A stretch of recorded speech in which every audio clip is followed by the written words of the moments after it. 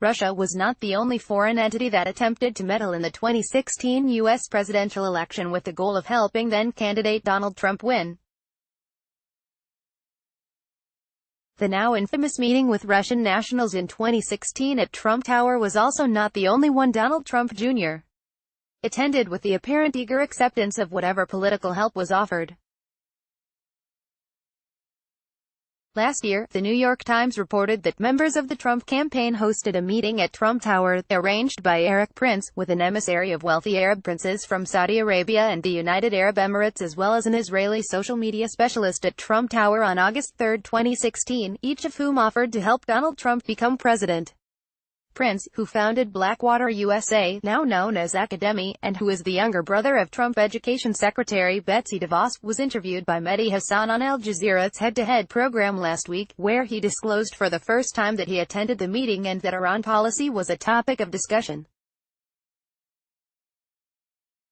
House Intelligence Committee Chair Adam Schiff, DWA, said Sunday on NBC's Meet the Press that this is another concealed meeting, and that there are a lot of deeply concerning and unanswered questions that surround Erik Prince and his involvement with the campaign. The problem for Prince is that he was asked last year about the role he played with the Trump campaign in 2016 by the House Intelligence Committee. During that testimony, Rep. Tom Rooney, RFL, asked Prince what role he played in the Trump campaign.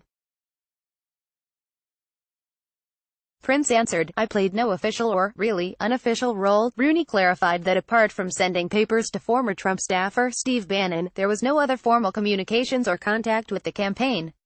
Prince answered, "Correct." Prince did not, according to the public transcript, mention or acknowledge the meeting at all.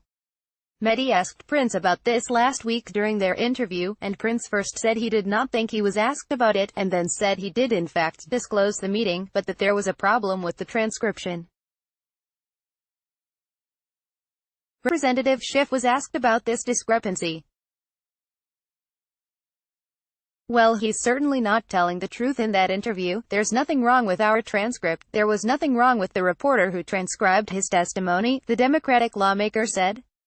He did not disclose that meeting to our committee, and in fact, as you can see from the published transcript of his interview, he was asked what kind of role he played, if any, in the campaign, and he said he had no role, apart from on his own, submitting written papers, hanging a yard sign, or making a contribution. He was also asked about any substantive policy conversation that he might have had. Lying under oath, and lying to a congressional committee are illegal.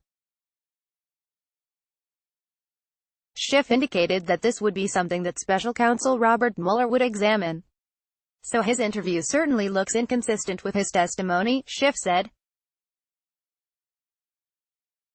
"Bob Mueller has that testimony already, and Bob Mueller will have to make the decision of whether that rises to the level of deliberate falsehood.